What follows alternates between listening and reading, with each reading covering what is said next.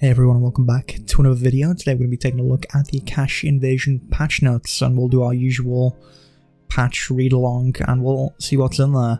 This is coming out a little later because I got sick, so there was that, but let's just jump right into it. So the Akasch invasion was the big patch that we were talking about in the Korean patch notes video not that long ago. It actually got announced officially like 2 hours after that video came out, so that was really good timing. But yeah, there's a whole new zone now called the Hypno Ridge, and this is massive. It's a massive zone. It's right next to Misc Gorge as well, so you've got to go through there to get there. Now they do recommend that you are at least Ancestral level 30 to 32 in this new zone, though you do get the new buff that sort of gives you a bit of a boost if your gear score is a little lower, which is really nice to have. And this new zone is going to be pretty important for player progression, as there's a whole new system that's in place that we'll get to soon enough. But first of all, we have the actual Akasch invasion. Now the Akasch invasion happens every Monday, Friday and Saturday at 7:30 PM UTC for those of you in the EU, and for those of you in NA it's 2:30 AM PDT. So the invasion lasts for 40 minutes, and when it begins there'll be world gates that spawn in your capital cities that'll send you over to Hypno Ridge, and a bunch of Akasch start coming out and wreaking havoc, I guess. Now you will want to actually get in a group pretty early, because from what I've seen this does fill up very quickly. Unfortunately I was sick, so I did miss the first couple of these, which is very sad, but it is what it is. So when this happens, you'll take one of the world gates in the capital cities, so your Marianople, Ostera, and Growlgate, and that'll take you over to Hypno Ridge, and from there you then have to start going around and completing different quests. So the overall goal for this is to get to 15,000 points before the Akasch do, so if they get to it first, you lose, and all the world bosses in the world essentially get strengthened, and you also miss out on a merchant that spawns after you actually do defeat the invasion. Now, to defeat the invasion, you have to do various quests that'll spawn throughout. These will also give you the new currency in the game, and each player will get 3 points each per quest complete. You can also kill the Akasch monsters and get 180 points per kill on top of that. And the Akasch will also, I'm not sure if I'm saying that right, but they'll also get points by defeating players. So if you die to one of them, they'll get points. If they claim an area, they'll gain plus 6 points every 5 seconds for a minute, and then for every minute they've claimed an area, their points are increased by 2 per second. So it's essentially like a King of the Hill sort of situation. And again, if you manage to win, then a victory merchant will spawn in Crag tier Scars, and that'll trade different items for the new Akasch tokens, which again are kind of important for progression. And then there's also a buff that's provided to all players, but if you lose, a debuff is placed on all players in the Ridge, and world bosses like the Kraken, Leviathan, everyone will get much stronger until the next invasion, and the merchant doesn't spawn. Also, in the event that there's a draw, which I don't think it's going to be super likely, but hey, maybe there is, nothing will happen, so that's all good. And 125 Noyans, 125 Haranians, and 50 pirates can take part in the invasion at once, so it is a little limited. So maybe not everyone in a faction can get in. So again, you do want to get in there early, you want to try and get your group maybe like 30 minutes before. And as for the invasion quests that will pop up, there's going to be 17 of them during the invasion, so you can get these at pretty much any of the camps or in the haven in the center.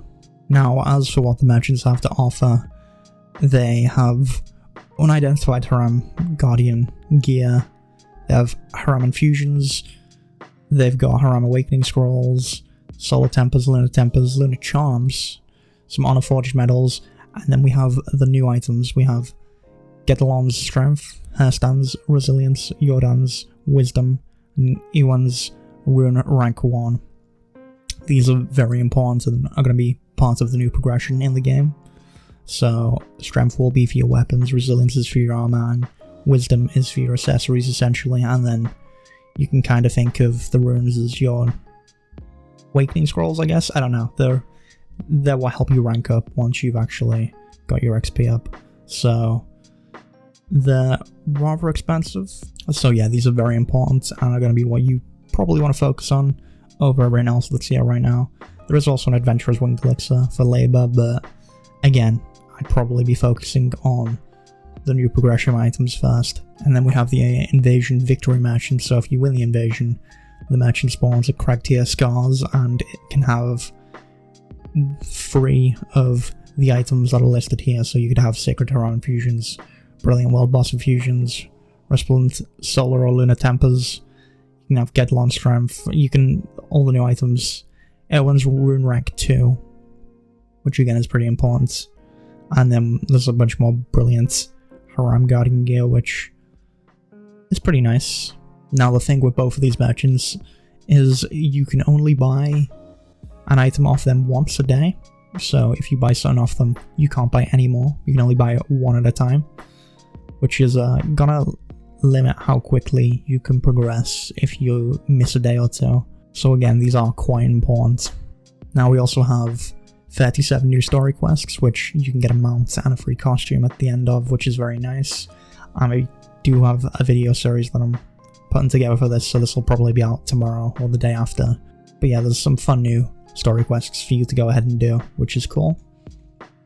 We then have another Chronicles quest line, which, if you're familiar with the Chronicles ones, you've got to press, I think it's Control L, so you can bring up the quest log for that. Or no, Shift L, sorry.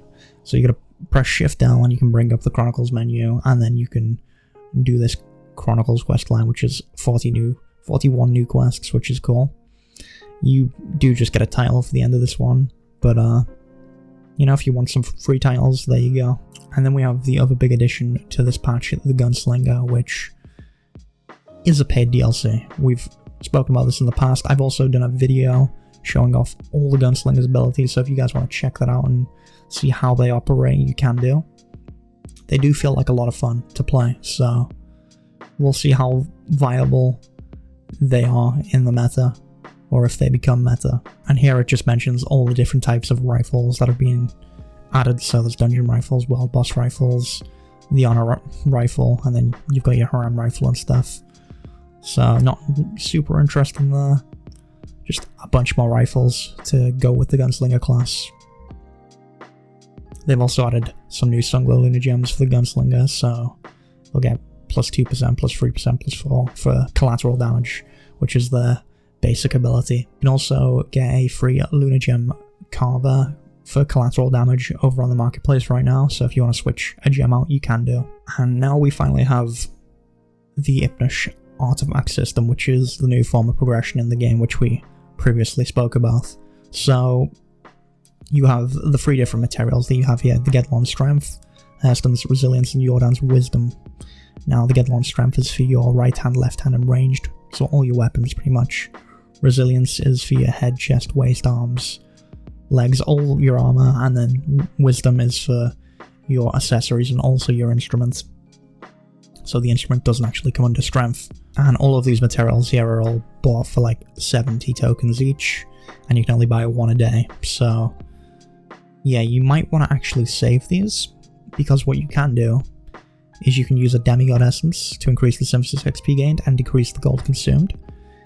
But to do this, you need to use a Territory Crafting Workbench and use 100 Radiant Haram Infusions.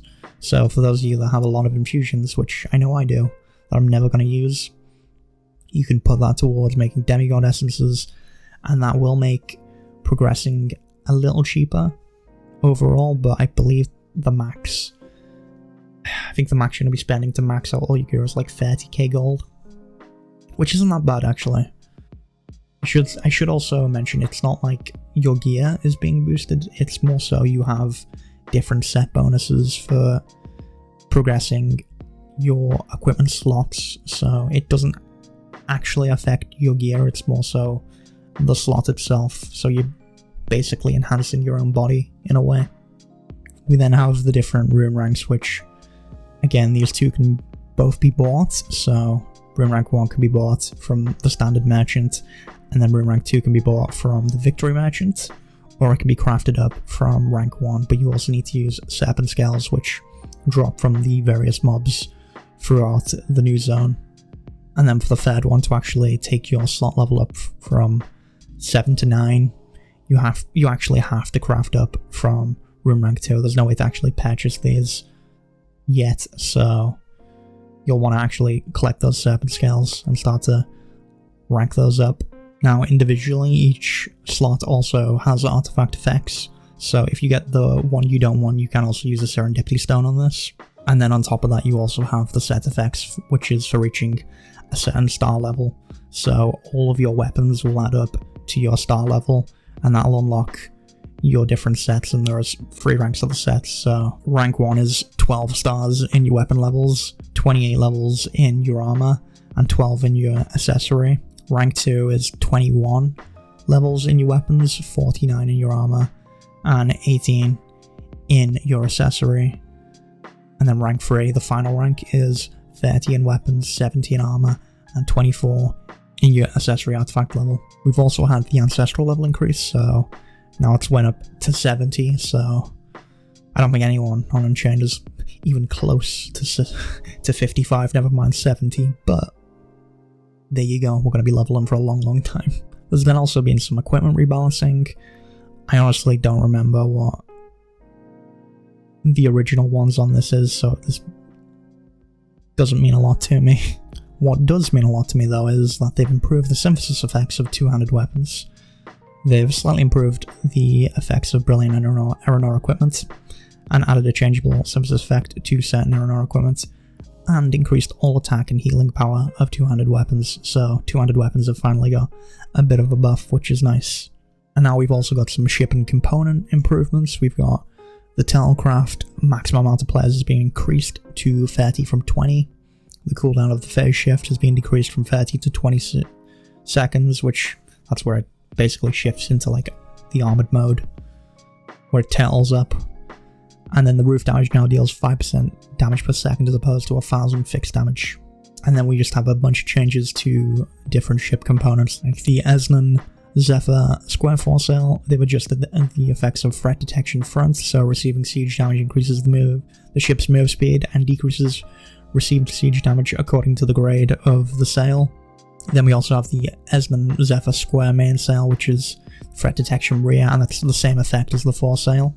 Then we have the Lutsong Zephyr Square Foresail. They've increased the reverse speed and turning speed. And the effect of felled sails, unfurled sails, the turning ability is increased according to the grade of the sail. Then we have the Lutsong Square Mainsail, which has the same effect as the foresail. And then naval cannons have had a bit of a buff as well, so their damage range has been increased from 4 to 6 meters, and the minimum damage and max damage have been increased for all grades. And then there's also been some changes to the high-speed siege cannon as well. So the cooldown has been increased from 1.5 seconds to 2 seconds, but the damage range has been increased from 4 meters to 6, and then the min damage and the max damage have been increased for all grades as well on top of that. Alright, and we've also had a new arena be added. It's not the Among Us arena, which is very sad, but we've got the Halcyona Skirmish arena, which is basically another battle royale arena. It's a free-for-all battle royale, similar to the naval one, but you know, with your actual character abilities instead of sailing around. So the minimum amount of players that you can have in this is 20, and you can have a max of 50, with the top 10 players being the ones that receive the rewards of being a winner and actually go up in rank. Once this actually starts, you're invisible for 60 seconds, and you'll, as usual, pick your armor, your weapon, all that kind of stuff, like you would in the normal free-for-all or the normal equalized arenas. So during the arena, you'll get potions like you would in other arenas, but for each PvP kill, you'll actually get a buff to increase the use of the potion by 1, which is going to help you get along and actually keep on fighting. And again, to win, you just have to be the last one standing, but they'll also have a area called the Grudge Veil, which is slowly gonna... It's the circle from every battle royale ever, and it's just gonna get smaller, and you just need to stay within the zone, essentially. There is mention that in the event players try to go against the nature of the arena by banding together, they'll be branded a coward and punished severely, and called out to everyone within the instance, which includes the removal of bonuses, inability to use potions, summoning your mountain, and more. But I mean, people do this all the time in free-for-all arena. I've never seen anyone punished for it. Hopefully, they punish people for this, because it is a bit frustrating to deal with. And usually, especially in free-for-all arena, it doesn't really work out well for them. But no, hopefully they will actually take punishing people seriously if they do stuff like that. I don't know how they'll actually determine that. I don't know if they're going to have people watching, or if they'll have some sort of system in place. Who knows? Now, in the arena, you can't use teleport books or personal items. You can only use the arena glider and mount provided. And then there's also treasure chests that you can find around the arena. So these are just like drops. And in those, you can get different effects. So there's the basic effects that all attacks and healing powers increased by 3%, attack speed plus 55, and cast time minus 5%. And then there's random effects that are grant stealth for 40 seconds plus 50% move speed, increases all attack and healing power by 20% for 3 minutes. An arena exclusive potion, so you get plus 1 to your potions to heal even more. And then there's also an area exclusive glider, the Last Flame, and an area exclusive mount, the Lost Halcyona Steed. So essentially, Battle Royale, 50 people, last one standing, go around, kill people, get more potions, and collect the chests, and stay in the zone, and don't band together. That's the general gist of it. And as for rewards, pretty much if you participate, you're guaranteed to at least get one Curious Badge, but only the top 5 people receive bonus rewards. So if you're in the top 5, you'll just get either honor, or if you are number 1, you'll also get the title winner. No chicken dinner though, because I guess we don't want to be that obvious. So yeah, that's that for the arena. I mean, it's a cool idea. I do like, honestly, I like the idea that they just, you know, like take different game trends and, you know, twist it for Archeage. So I want to see what the Among Us one is going to look like. We'll see when that comes out. Alright, next up we also have Party Duels, which is just like it sounds. As long as you're in a peace zone, you can participate in this, and you'll just have the leader request a duel between the parties. So that's a really cool thing, and I think something that people have wanted for a little while now, so it's just nice to be able to do, have little skirmishes.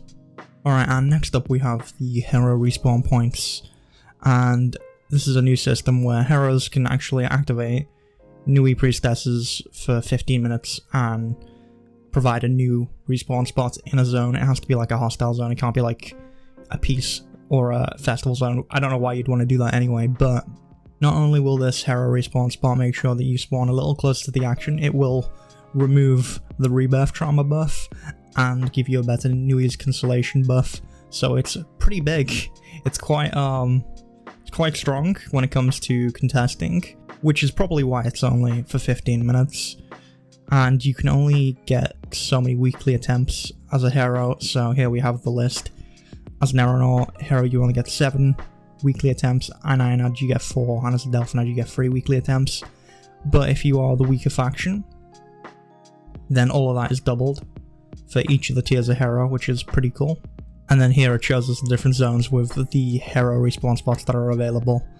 And it's just Cinderstone Moor, Halcyona Hellswamp, Sandeep, Carcass Ridgelands, Yinsteer, Rookborn Basin, Windscour, Savannah, Perenor Ruins, Hassler, Numari, Heedmar, Markala, Calmlands, Zelok, and Sungold Fields. So in those zones you'll be able to actually claim one of the hero respawn spots, and I think it also marks it and pops down a flag on that respawn spot for 15 minutes. So yeah, this is quite an interesting feature, and it gives the heroes something else to play with. And then we have the Rotten Specialties trader, which is a new merchant that'll buy low profit specialties that have just been left. And you have 1 per region. So in Noya, this can be found in Sundown, Two Crowns, Warton, Salisbury, Seachild Wharf, in Cinderstone, Tadpole, Tailfield in Animar, and Lavis in Carcass Ridgelands. And then you have Sherman, which is the Horandian one, over in Windbalm, Villanelle, Watermist, Rookborn, Basin, Cloudbridge, Ricala, Mountains, and Viro Hassler. to actually use this merchant, though, you will need to do a tutorial quest first before you can actually trade with them, and that'll give you access to the specialty preservation bags, which this can only be done by players 13 above, and allows you to actually use these low profit specialties and actually resell them. How much gold we're getting per specialty, it doesn't really say here, but hey, there are some achievements attached to it, so if you manage to turn in 1,000 of these, you'll get the Trash for Treasure title, which is very cool. And here it also mentions that you'll get like a little bit of honor, vocation, and a bound vocation hastener, and 3 Gilda stars for getting that last one as well, which, you know, it's not too big, but hey, it's something a little extra. So here's the big one, we have the costume achievements. Now, there's quite a few of these. They don't have any free credits on the rewards for any of these, surprise, surprise, but what you can get is a brand new costume awakening scroll.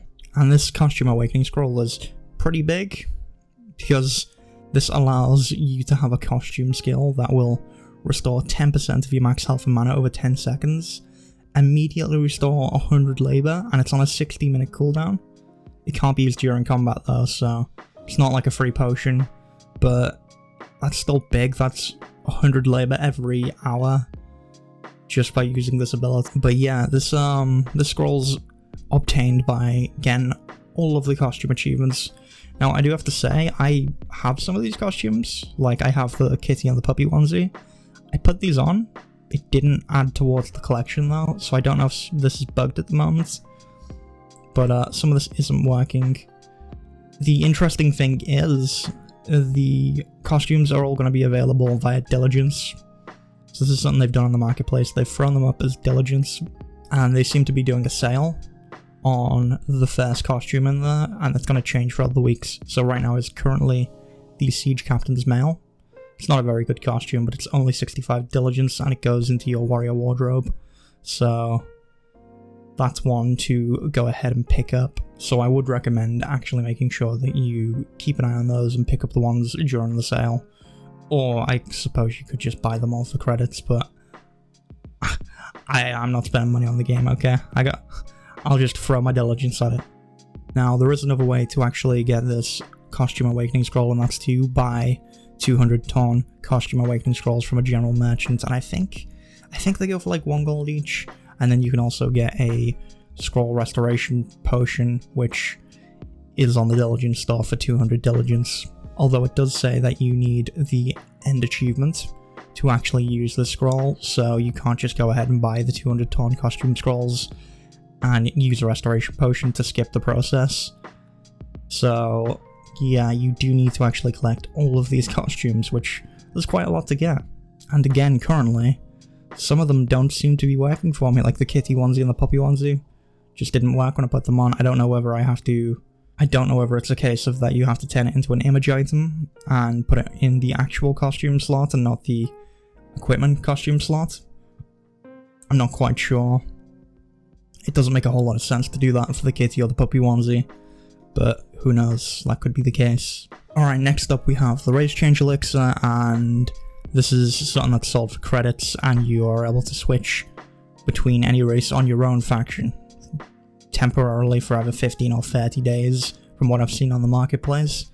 It's a bit odd that you can only switch between your own faction. That's the impression I've gotten from reading it, and a lot of people said the same. You do have to make sure that you've done the Suspicious Elixir quest from the faction representative, and you've also got to have done a secret in Sun's End, which is over in Halcyona. The Elixir also gives you the default look for whatever your character would look like if they were that race, but they'll also give you a 1-day sell-on certificate via mail, so you can actually change the look around and make it look however you want. But this is purely a cosmetic thing. I don't know why they don't just make this permanent. It's really odd. It's like an extra subscription just to go from being an elf to a dwarf, because I don't know why. I don't know why they don't just make it for both factions as well, because we have exiles at this point. It doesn't really matter if they're changing to a race on the opposite faction, so I don't know. It seems really just a missed opportunity, I don't know. I feel like a lot more people would be interested in buying this if it was permanent. That's just a suggestion, maybe that'll change in the future.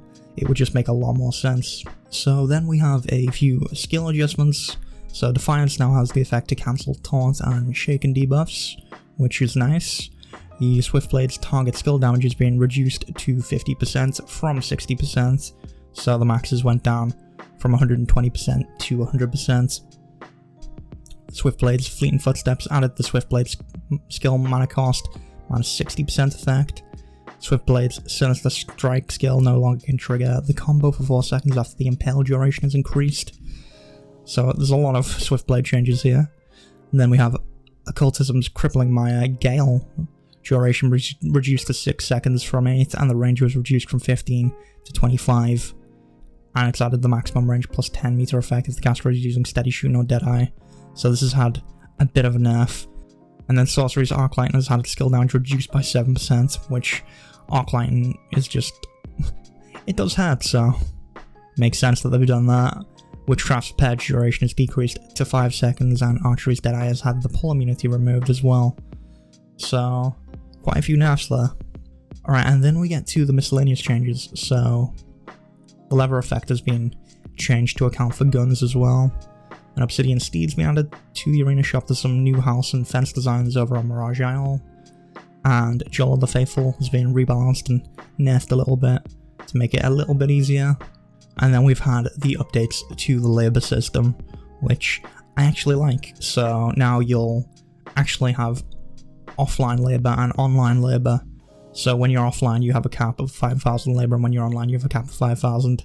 That does mean the labor recharges will now go into your main labor bar, and you'll have the offline labor bar, which gets consumed first. And it seems to regen at the same rate that the normal labor does. So honestly, this just means more labor, which is pretty nice to have. They've also added a new trade route over in Solace Headlands, which is something we talked about in the Korean patch notes. So there you go. Again, fix Sol's raid. Okay, can we just get that? Why can't we get that? They've also added the option to actually turn the vehicle music down in the options, which is nice. I wish they'd had an option to actually change what device your game sound comes through, but you know, that is what it is. And then something else is the instrument chest that they've added in as an achievement reward. Now for this one you have to collect several instruments, some of which are from events, like the Cherry Blossom loot is one of the instruments that you actually need. So I'm gonna actually have to pick that up at the end of the Cherry Blossom event, which is gonna be fun. And then obviously the biggest change of this patch is characters with the away tag can no longer use portals. That's right, you can no longer pull AFK people through portals and send them to Growlgate. I know, very sad. And apparently part of Mirage Isle has also been updated. But yeah, that is it for this patch. There are some bug fixes and known issues as well, but they're not too big of a deal. But yeah, this is the big Akasch invasion patch, and there is a lot to look over and cover, so I'm going to be putting videos out on this as soon as I can. Hopefully I don't get sick again, but yeah, that is it for this video. So thank you for watching. Make sure to like, comment, subscribe, all the usual YouTube stuff, and feel free to check out the Twitch and join the Discord, because we do have an Archeage section in there that's slowly growing, so hopefully we can do more with that. But yeah, thanks for watching, and I'll see you all in the next video.